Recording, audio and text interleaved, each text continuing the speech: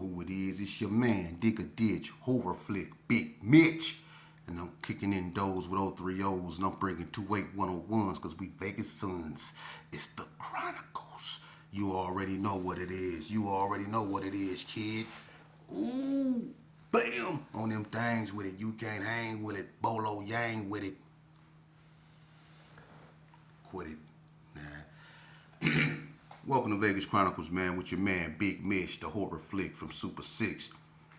Hey, shout out to everybody that support my small platform, man. We doing what we doing, man, and we leaving distractions behind, man. But let me get this out the way for anybody that need to see me.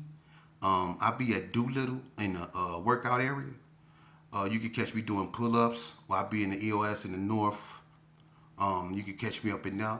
I be in the coast. And you know, people, look, I'm very easy to find. You know that. Very easy. And if you need to see me and speak to me or whatever, just reach out. I reach back. And with that, God bless you. Moving along. Welcome to Vegas Chronicles, man. Today I want to talk about, I want to finish up, did the Serenos take over Nevada? And I think I spoke enough on that, man.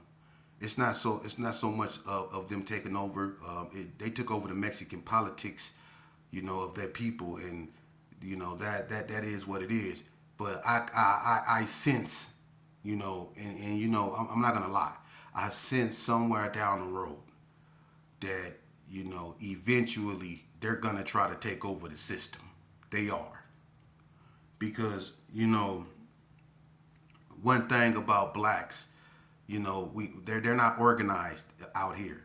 We don't have the level 4 yards, like I said in my last visit. We don't have the separations, crip modules and stuff, but still they're not together. Blacks don't rock together like that. One thing that separate blacks from the Serenos is that the Serenos know who they're around. They don't allow certain stuff to exist amongst them, like telling or pedophilia, stuff like that. If people do stuff like that and they go around them Serenos, they signing their own death certificate. And when it comes to that, like people telling and people that mess with children, the Serenos, they kind of frown upon like blacks, because let's keep it real. I mean, we don't paperwork check. They don't, and they never have. When you come to prison, and if you black, you just there. But if you told on somebody and people know about it, then they just know about it. Don't nobody paperwork check. So if you come up in there with some sick crime, and it's high profile, people will know about it. But if you in there and people don't know about your case and it's messed up, they'll never know, because blacks don't paperwork check, and that's one thing Hispanics frown upon, because they look at that like they allow anything in their car, in their culture. Like, how could you let a dude that'll mess with a child walk around here amongst y'all like that? Or how could y'all let a so-called rat walk around here amongst y'all like that, and y'all know he won? So when it comes to certain stuff like that, they look at blacks, as, and it is what it is. But when it come to them, I'm gonna tell you a situation that happened, man. These Serenos, look, when in 2004, when the Sereno got killed, right, in High Desert, the Mexicans, they were now up under, I guess you could say the Colonel or whatever. But a call came from California that the Mexicans were to hit 5 blacks, kill 5 blacks, because of the one Mexican that got killed on the yard.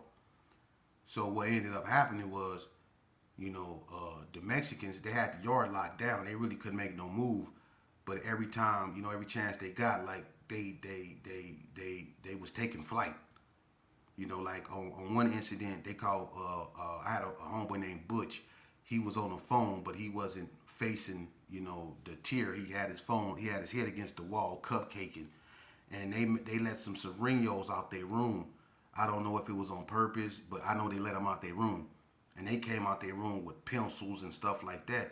They called Butch on the phone and stabbed Butch all in the face. You know what I mean? And then on another incident, they let some blacks out to go to work to the culinary, and accidentally they said open some Serenos door, and the Serenos ran over there and kicked the blacks down the stairs. You know what I'm saying? So it was little skirmishes like that that made the state of Nevada come in with all the goon squad. It was so many goon squads, and they locked all the Serenos down, and they instituted what was known as the Sereno program, and they took all the Serenos out of population and put them in a hole, and they started dogging them. You know what I mean? And they sent them to NSP. The Serenos had to sue the state of Nevada to come from up under that. But when they sent them to NSP, the Serenos was, I think, in Unit 9, and they was up there tripping. They whooped the police out up at NSP. I mean, y'all, everybody heard about that. That when you whoop the police the way they whoop the police, because the police get whooped in the penitentiary, you know. I mean, it be fisticuffs sometimes, you know. Some police will get down with you. But the way these Serenos whooped the police at NSP, I mean, they tore them up. But one thing that happened in particular that was cold was that I guess they found either a dude that he was bad, you know, and he tried to go to the warden, and the warden at this time, his name was Jimmy Baca. He tried to go to Jimmy Baca and tell him, I gotta get off the yard. He said, why? He said, man, I just gotta go. You know, he didn't want to tell. He was already, you know, they already gave him a chance to go, so he didn't want to tell. So Jimmy Baca was like, well, if you don't tell me why you have to go, then I'm not gonna send you the PC. He like, no, I can't go back. He like, why? He said, I can't tell you. He said, well, then you going back. So dude got sent back to the Sereno unit after they gave him a chance to get out of there. But since he wouldn't tell on the Serenos, they sent him back over there. So look what the Serenos do. They kill him. And look how they kill him. They stab him up, right? Then they drug his body to the door. You know, the doors that, where they were, you have like 12 rooms, 6 downstairs, 6 upstairs. They drug his body to one of the rooms, and they put his head in between the door. And they kept slamming the door on that man's head. They just slammed his head in the door to the top of his skull. They bust the top. They did him bad. They did him bad. That boy family ended up suing Nevada. And Jimmy Baca, he was at another prison when the case settled, and I think he ended up losing his job behind that. But them Serenos killed one of them dudes. But that's how vicious they was, and that's what you dealing with when you go up in them prison systems, man. But you can see the dynamics of the system changing, and I can see, you know, in the near future, the Serenos or the Mexican Mafia, whatever you want to call them, making the move to take over Nevada. Now, whether that happened, I don't know, and I doubt it, because those brothers up there, unlike, you know, California, I'm not saying California brothers is soft or anything like that, but, you know, the Nevada blacks are not, you know, separated like that. They'll come together fast. That's one thing they've shown, and the Mexicans will tell you that. They've shown that they'll come together fast, real quick. You know, and it's a lot of them, so I don't know. But to anybody that aspire to be tough and live this life, and I'm talking to you youngsters that haven't experienced this, you go up in there, man. It's people up in there, and I said this in my last video, that you don't want to see and you don't want to play with. For real, prison is not a place for you to go to find civility. You can find the same thing right here on the streets, man. You do not need a crowd to validate or vindicate you. The only thing that will validate you, vindicate you, or even clarify you is your actions. And your actions is a reflection of your thoughts. Don't you ever forget that. Can't nothing someone say define you unless you allow it to. I've been called many things, and people feel many ways about me, but that's gonna always be back there. I'm staying focused on me, because if I was to turn my head to focus on what other people say or feel about me, then I'm going to fall on my face because I'm not watching where I'm going. I was raised by people like Cornbread, and yes, you can say he was a father figure to me. He had me since I was 12 years old. Big Sheepdog, my actual father, had me ever since I was 4. And then they kicked him out of the state of Nevada. So when I was brought up by the best. And when Bread went to jail, Big Nag, he raised me. And when he wasn't around, Dirty Rob raised me. I grew up around them. 2179 Gearing Circle. Grew up around them.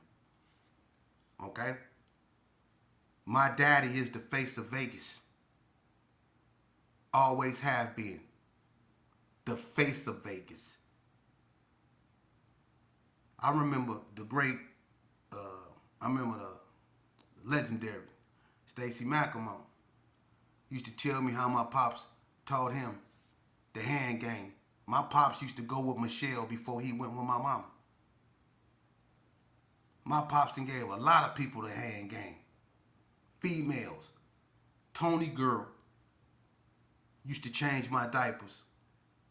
The original GPA. She used to change my diaper. I was raised by the best. So when you say Bread is my father, you damn right. Because certain people wasn't qualified to hang around him. And I'm going to tell you why. Because we did stuff like this, Vegas Chronicles.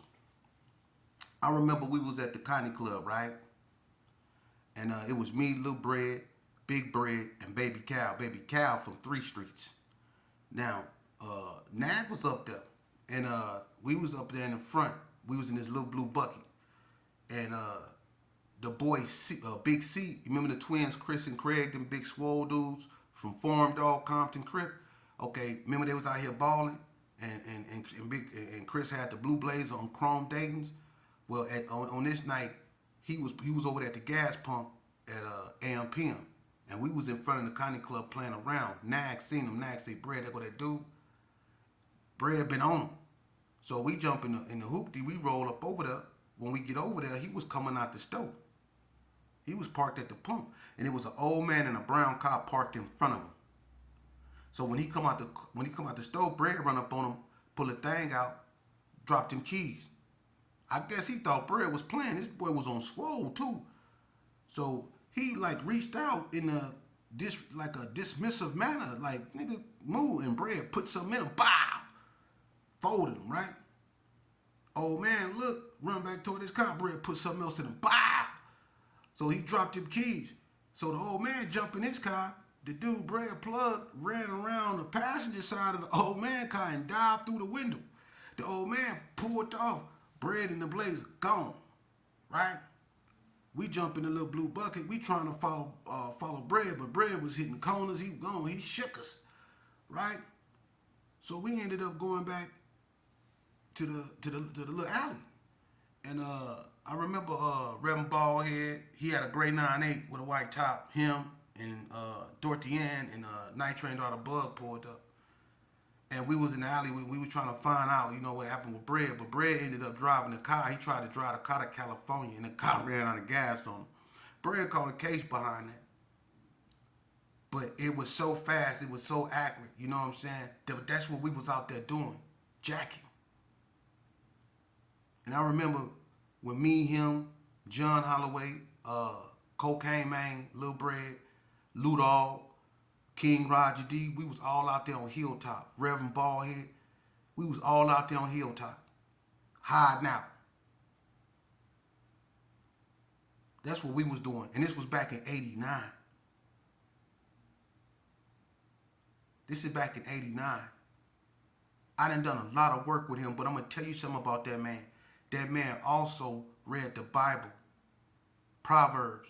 He loved Proverbs, and he used to listen to Curtis Mayfield, Freddie's Dead, Little Child Running Wild, and he used to question me.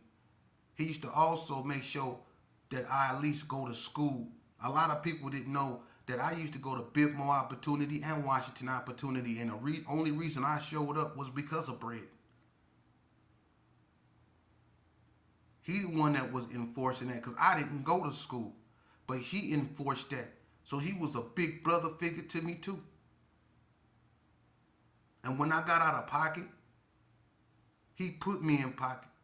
He the reason why I was still alive and I survived in them streets because I was playing a game that I was a baby playing a grown man's game and I could have been erased. But it's a bunch of people that's not qualified to hang around him. And they know who they are. And they sit back and they huddle up and they mad because he gone, he rest in peace. And that's why I say it took people to die off for certain people to become somebody. It took people to die off for certain people to even start talking. Because the people that's doing the talking right now, you know, you play this game, but you know, I got too much to lose. And I'm not gonna sacrifice my for shows for other people's maybes, especially other people maybes that I don't even respect. I'm on a mission, and this mission is bigger than me and or any type of primitive conflict that a person, because you can't never have no conflict with me. You can't. Because if a person had a conflict with me, they would have been found me. So you have a conflict with yourself. And when you have a conflict with yourself, I can't be a part of that. I got to focus on what I'm focusing on, man, which is something that's bigger than me. This is hard. Trying to save the youth. Do you know that they have a I don't give a F mentality? They don't want to hear nothing I'm saying. They don't. They want to bust that thing. They want to be gangster and call it, and you know, and all that until it gets serious, until they remove the gun and they up in there in state clothes with some sandals on, standing in front of a judge looking bad.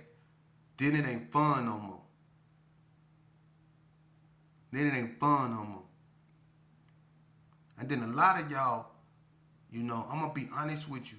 You need to take care of your health. Focus on your health, man. A lot of y'all not healthy and acting like you are. You need to stop that. Because if you get into a confrontation, you probably fall out and die. You need to stop that. You're not healthy. You're not. And I'm not finna get put in no position. Not like that. Like I say, if I'm going to play, I'm going to play chess, not checkers. You know? So if you're not trying to help these youth, and you can't help them by feuding with another old man. But like I say, you know, if anybody need to see me, I just told you the location where I be, you know. And I'm willing to see anybody. If anybody need to talk to me about anything, you know, I'm always available. You know. And I'm trying to be for the solution, man. I'm not for the problem. But like I say, I'm not gonna be up here to be liked. I'm gonna be up here to spit the truth. You know, Vegas went through a transformation. Man, listen, let me explain something to you. Vegas went through a transformation that needs to be looked at. Because if we all just stop for a minute and gain our thoughts and stop letting our emotions navigate, you know, our perceptions, and really take a harsh look at harsh reality, we'll realize as to who's not here. For real. When y'all have functions, it never dawn on you. Y'all look around, it ever dawn on you like who not, that the ones that's not there, you focus on the ones that are too much, and you're not focused on the ones that's not. Because when you function, a lot of y'all starting to realize that y'all up there with dudes' great-grandchildren. And you don't even feel right no more when you go to your function because you hanging out with your homeboys that didn't make this journey great-grandchildren. You need to sit down. You know, we got to come up with a new curriculum. We got to make going to school hip again.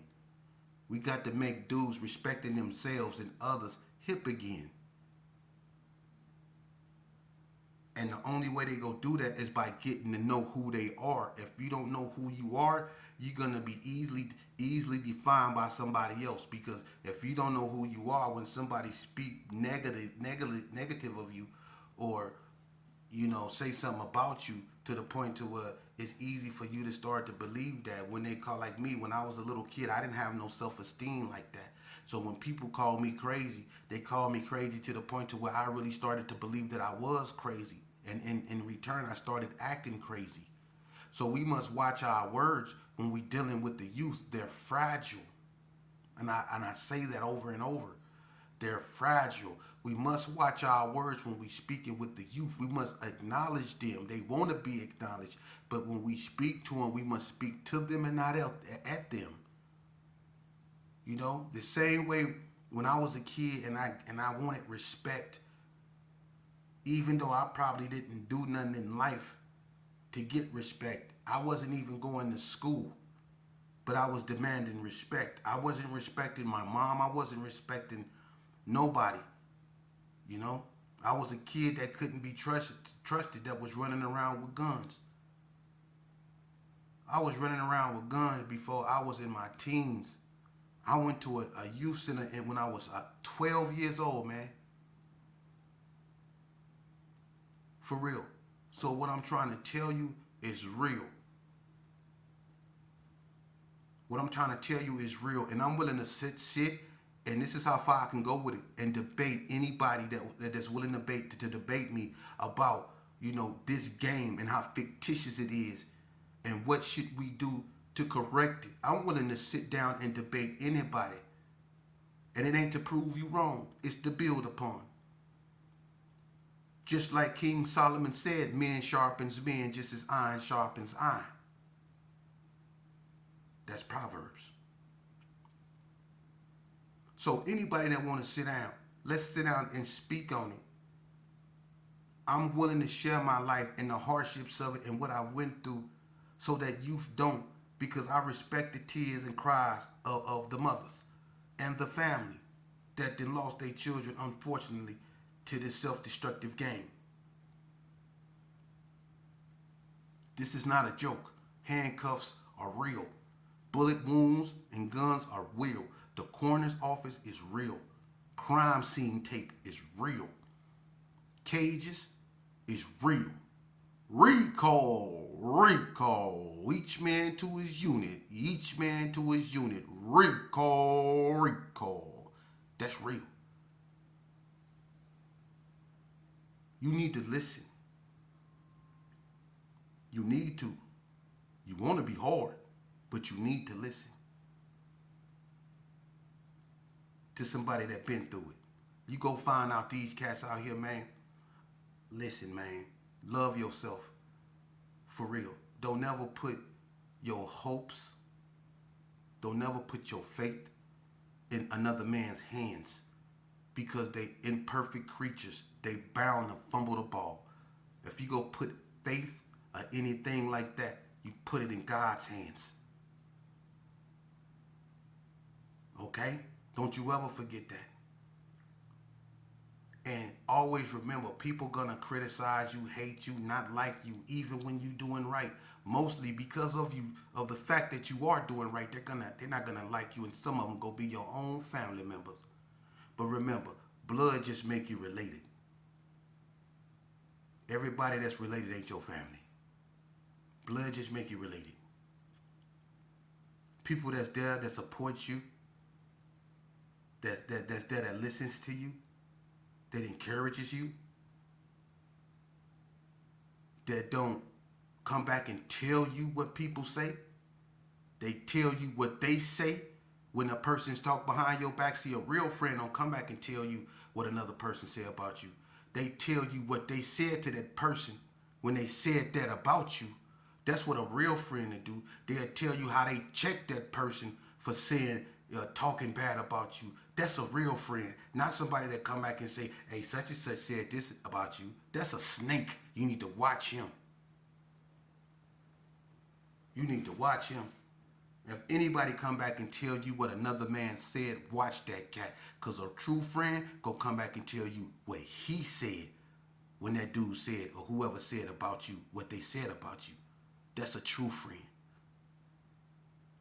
Don't you ever forget that. And don't you ever allow these dudes to make you feel like you a victim. You're not a victim. You're not weak. You're not ignorant. You're not. They want you to believe that so you don't inspire to be nothing.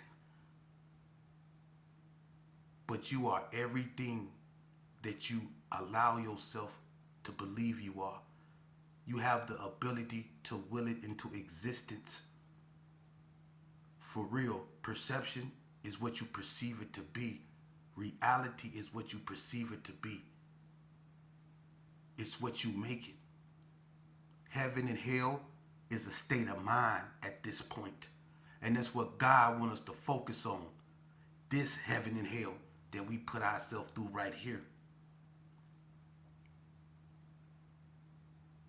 We need to focus on that. Because there's a lot of youngsters living in hell, being led by the devil. And the devil is you ones that sit back and always keep commotion started. You hate. That's why you sit there.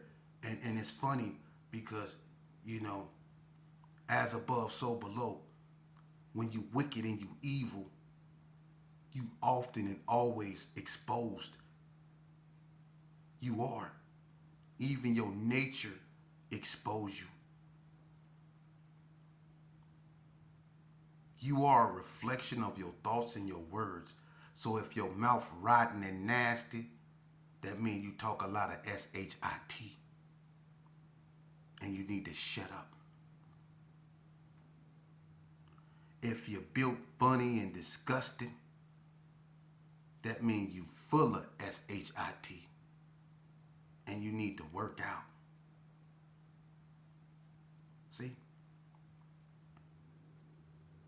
I'm just keeping it real. To you youth out there,